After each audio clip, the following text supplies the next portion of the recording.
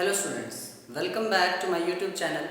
My name is Sushil and today I am going to discuss colligative properties from the solution unit 12th chemistry. Let's start with our topic. Today's topic is colligative properties.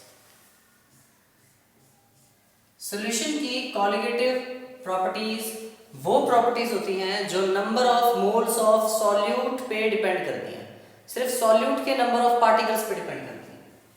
The properties of solution which depends only upon number of moles of solute.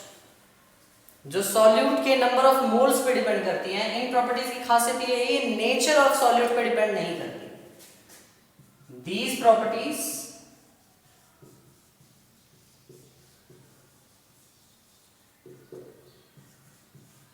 Do not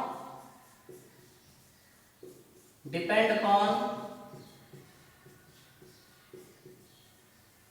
nature of solute. ये property solute के nature पर depend नहीं करती. ऐसी चार colligative property हमें पढ़नी है. पहली है relative lowering in vapour pressure. दूसरी प्रॉपर्टी है elevation in boiling point, depression in freezing point third है, और ऑस्मोटिक प्रेशर ये फोर्थ कॉलिगेटिव प्रॉपर्टी है. हमारे सिलेबस में ये चार कॉलिगेटिव प्रॉपर्टीज हैं.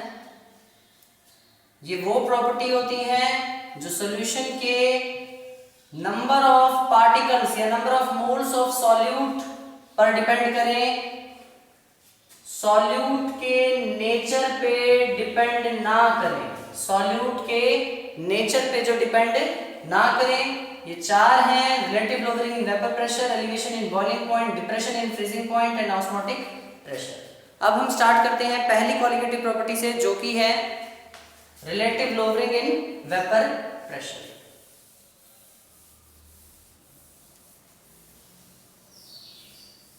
रिलेटिव लोअरिंग यानी कि कमी आ जाना, वेपर प्रेशर में गिरावट आ जाना, जैसा कि पहले था उसके कंपैरिजन में कमी आ जाना. ऐसा कब होगा?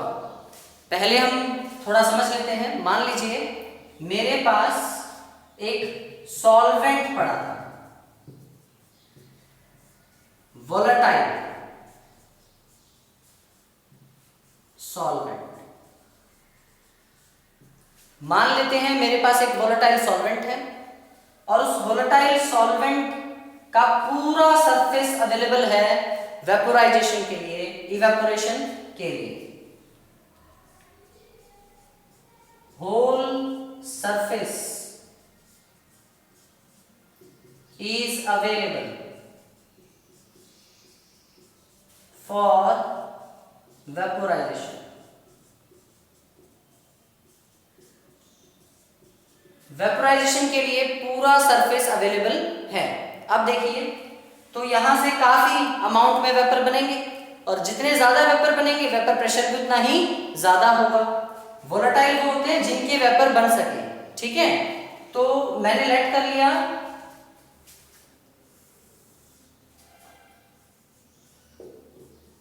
P0A. मान लीजिए P0A जो है वो प्योर सॉल्वेंट का vapour pressure.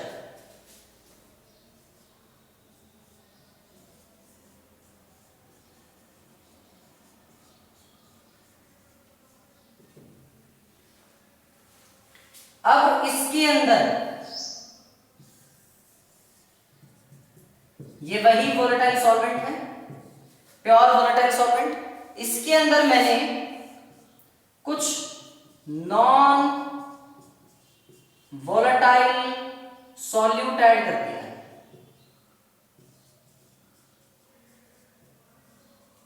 Non volatile solute add कर दिया है, ये रहा.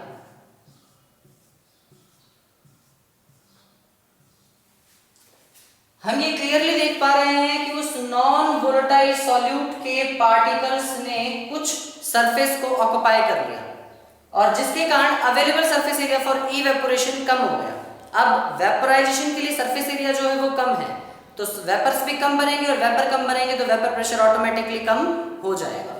तो सॉल्यूशन अब ये बन गया सॉल्यूशन, अब ये क्या बन गया सॉल्यूशन। ठीक है, तो सॉल्यूशन का vapour pressure P, total vapour pressure of solution P naught B vapour pressure of pure solute, जो कि बिल्कुल ही नहीं है, जीरो है, क्योंकि हमारा सॉल्यूट नॉन वोलेटाइल है, सॉल्यूट नॉन वोलेटाइल है, सॉल्यूट के तो वेपर ही नहीं बन रहे, इसीलिए P नॉट बी जीरो होगा। लेट कर लीजिए कि XA दिखा रहा है मोल फ्रैक्शन ऑफ सॉल्वेंट को,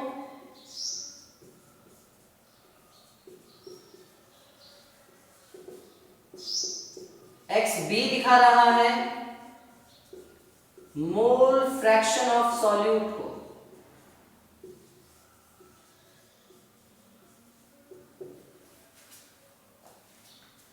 देखिए बात यही है, जब आपने एक वोलेटाइल सॉल्वेंट में नॉन वोलेटाइल सॉल्यूट डाला है तो नॉन वोलेटाइल सॉल्यूट के पार्टिकल्स ने कुछ सरफेस एरिया, जो अवेलेबल सरफेस एरिया था, उसे ऑक्युपाई कर लिया है कुछ हद तक, जिसके कारण available surface area for evaporation कम हो गया है। और अगर सरफेस एरिया कम है तो वेपर्स भी कम बनेंगे, वेपर कम बनेंगे तो वेपर प्रेशर भी कम हो जाएगा। इसी को हम कहते हैं कि वेपर प्रेशर में गिरावट आ गई है। कब आई है गिरावट? जब नॉन वोलेटाइल सॉल्यूट ऐड किया गया। अब देखिएगा, according to Dalton's law P is equal PA plus PB होता है। PA stands for partial vapor pressure of solvent, PB stands for partial vapor pressure of solute, and P is the total vapor pressure of the solution. Raoult's law के according PA बनेगा P not A XA और PB बनेगा P not B XB and this is equal to P. Is it clear now? Or because solute is non-volatile, क्योंकि solute के vapour नहीं बनते तो P not B हो जाएगा zero. Vapour pressure due to pure solute zero हो जाएगा। Then P will be equal to P not A XA plus zero into XB। P not B को जीरो पुट कर दिया, it will be P is equal to P not A XA, zero into something, zero. Now let's take XA in terms of XB. We know that XA can be written as 1 minus XB. This we have studied in topic mole fraction, that sum of XA and XB is always 1.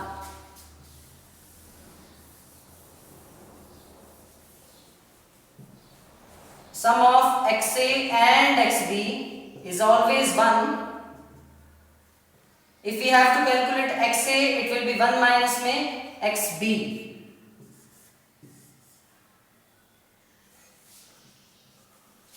From here we can write XA is equal 1 minus XB, P is equal P naught A. Now let's multiply P naught A by opening this bracket.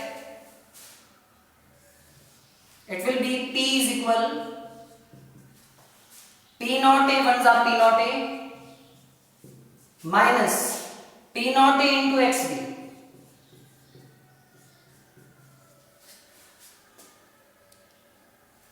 Let's take this P naught A XB this side. It will be P naught A XB is equal to P naught A.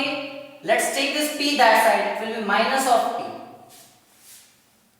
This is the lowering in vapor pressure. ये दिखा रहा है कि कितनी कमी आ गई vapour pressure में। देखिए हमारा प्योर फॉर्म में जो वेपर प्रेशर था वो था P not A, pure form में वेपर प्रेशर था, और अब सॉल्यूशन का वेपर प्रेशर कितना है? P है। तो पहले वाले में से अब वाला कितना कम है ये यहां पर क्लियरली एक्सप्रेस किया जा रहा है। पहले वेपर प्रेशर ज्यादा था और अब वेपर प्रेशर कम है। कितना कम है? वो है P नॉट A XB के इक्वल। ये जो एक्सप्रेशन है This expresses lowering in vapor pressure.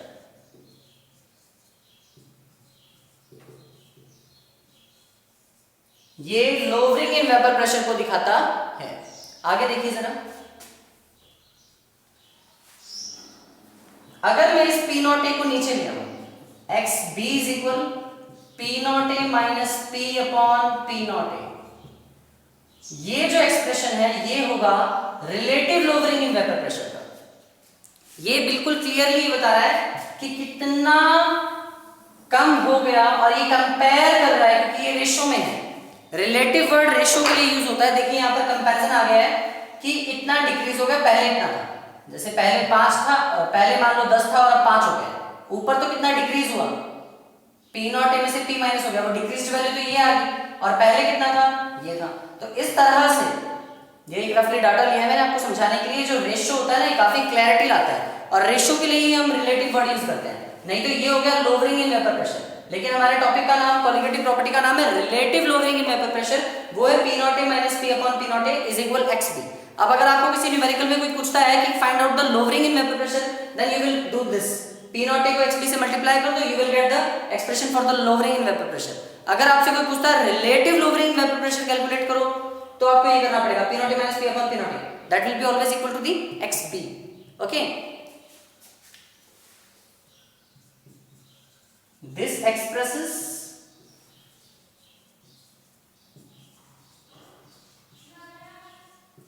relative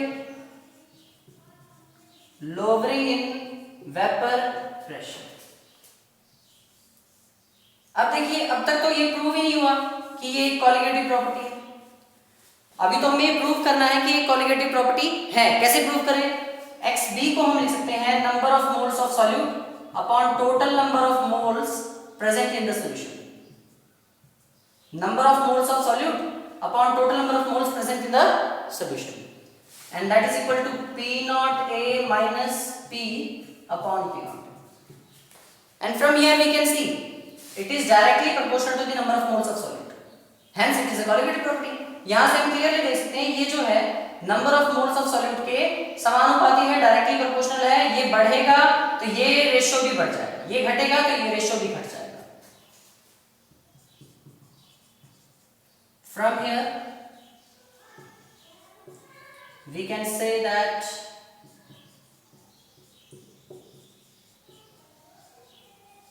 relative lowering in vapor pressure is directly proportional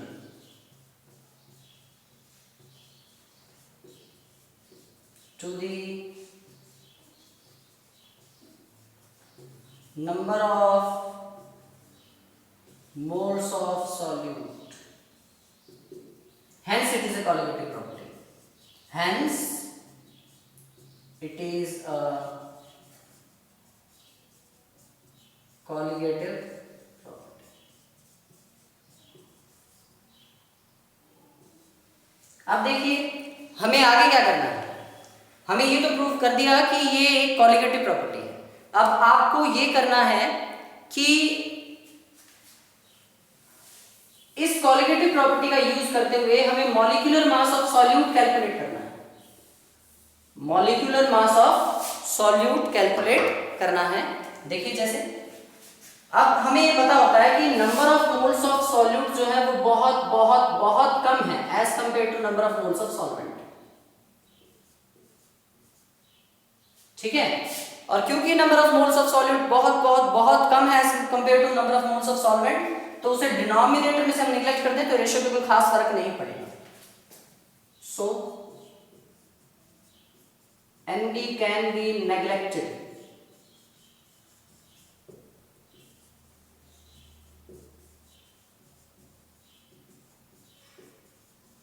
denominator में से इसको निगलेक्ट कर सकते हैं। अब ये बन गया NB upon NA, NB upon NA, and that is equal to P not A minus P upon P not A।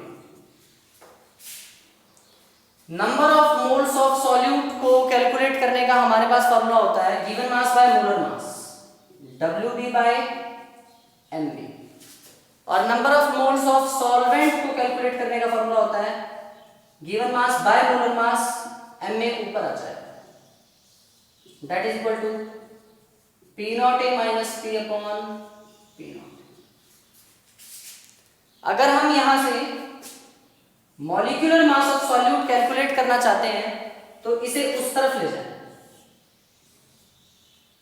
mb that will be equal to wb ma wa, वो P not A minus P नीचे और नीचे वाला P not a ऊपर। ये आ गया हमारा molecular mass of solute by using the colligative property relative lowering in vapour pressure. और हम यहां से क्लियरली देख सकते हैं कि मॉलिक्यूलर मास ऑफ सॉल्यूट जो है वो number of moles of colligative property के इनवर्सली प्रोपोर्शनल होता है। Molecular mass of solute colligative property के इनवर्सली प्रोपोर्शनल होता है। ठीक है, ये पूरा एक्सप्रेशन है relative lowering in vapour pressure का। मैं एक छोटा सा ओवरव्यू दे देता हूं इस टॉपिक का, देखिए ध्यान से। सबसे पहले हमारे पास प्योर सॉल्वेंट था जिसका बहुत सारा सरफेस एरिया वेपराइजेशन के लिए अवेलेबल था। फिर हमने जब उसमें नॉन वोलेटाइल सॉल्यूट डाला तो नॉन वोलेटाइल के सॉल्यूट के पार्टिकल्स ने कुछ हद तक सरफेस को ऑक्युपाई कर लिया, जिससे available surface area for evaporation कम हो गया। Available surface area for evaporation जब कम हुआ तो नंबर ऑफ वेपर भी कम हुए और वेपर प्रेशर भी कम हो गया। तो वेपर प्रेशर जो है सॉल्यूशन का वो प्योर सॉल्वेंट के कंपैरिजन में गिर गया, कम हो गया। इसी को कहते हैं हम लोअरिंग इन वेपर प्रेशर। ठीक है, तो इसको आप मैथमेटिकली देखते हैं। जब डाल्टन्स लॉ अप्लाई करते हैं तो total vapour pressure of solution equal होता है partial vapour pressure of solvent plus partial vapour pressure of solute के। Partial vapour pressure of solvent equal होता है रॉल्स लॉ के according P not A X A के, partial vapour pressure of solute equal होता है P naught B X B के। क्योंकि solute non volatile है, सॉल्यूट के वेपर नहीं बन रहे, तो P नॉट बी जीरो होगा, प्योर फॉर्म में उसका वेपर प्रेशर जीरो हो जाएगा। इसकी वैल्यू अगर जीरो पुट की जाए तो जीरो इंटू समथिंग जीरो हो जाता है। उस समय पर जो total vapour pressure of the solution है वो सिर्फ partial vapour pressure of solvent के इक्वल होता है। और हमें पता है कि mole fraction of solvent equal होता है 1 minus XB। Mole fraction of solute को 1 में से माइनस कर दे तो मोल फ्रैक्शन ऑफ सॉल्वेंट आता है, तो XA की जगह लिख दिया 1 माइनस XB। अब इसे अंदर मल्टीप्लाई करेंगे, P नॉट ए को 1 से, फिर P नॉट ए को XB से। इस P नॉट XB को इस साइड लिया और इस P को उस साइड। ये है लोअरिंग इन वेपर प्रेशर की प्योर फॉर्म में सॉल्यूशन का वेपर सॉल्वेंट का वेपर प्रेशर इतना था और सॉल्यूशन का वेपर प्रेशर इतना है। कितना कम हुआ? P नॉट ए XB के इक्वल कम हो गया। हमें relative lowering in vapour pressure निकालना है। रिलेटिव लोअरिंग कैसे आएगा? ये P नॉट ए डिवाइड में आ जाए। अब ये कंपैरिजन में आ गया कि ये डिक्रीज हो गया वो है और ये पहले जितना था वो। इस एक्सप्रेशन को कहते हैं relative lowering in vapour pressure और वो इक्वल होता है XB के। अगर हमें किसी न्यूमेरिकल में number of moles of solute दे रखे हैं, number of moles of solvent दे रखे हैं और हमसे पूछा जाता है कि relative lowering in vapour pressure कितना होगा, तो हमें सिर्फ XB निकालना है। सिर्फ XB ही किसके इक्वल होगा? Relative lowering in vapour pressure के।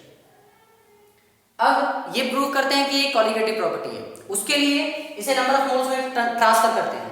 XB can be written as NB upon Na plus NB। यहां से हम देख सकते हैं कि ये number of moles of solute के डायरेक्टली प्रोपोर्शनल है और अगर ये इसके डायरेक्टली प्रोपोर्शनल है hence it is a colligative property. उसके बाद हमें मॉलिक्यूलर मास ऑफ सॉल्यूट निकालना है by using this colligative property. तो डिनोमिनेटर में से NB को निगलेक्ट कर दो क्योंकि वो बहुत छोटा है। क्योंकि NB बहुत छोटा है Na से, तो उसे डिनोमिनेटर में से हम निगलेक्ट कर सकते हैं। और अगर हमने ऐसा किया तो नीचे सिर्फ क्या रहेगा? Na। NB upon Na, NB upon Na is equal P not A minus P upon P not A, P not A minus P upon P not A. NB को क्या लिख सकते हैं? Given mass by molar mass, given mass by molar mass, WB by NB। और Na को WA by Ma ऊपर रखते हैं। यहां से हम ये देख सकते हैं कि मॉलिक्यूलर मास कॉलिगेटिव प्रॉपर्टी के इनवर्सली प्रोपोर्शनल है। Molecular mass of solute colligative property के इनवर्सली प्रोपोर्शनल होता है। और अगर हमें ये निकालना है तो हम इसको नीचे ले जाएं, P नॉट ए ऊपर चला जाएगा, P not A minus P नीचे आ जाएगा और MB उस साइड। ये है expression for the molecular mass of solid by using the colligative property relative lowering in vapour pressure. ये पहली कॉलिगेटिव प्रॉपर्टी थी। अगली कॉलिगेटिव प्रॉपर्टी हम अगले लेक्चर में पढ़ेंगे। Thank you for attending my lecture. Thank you.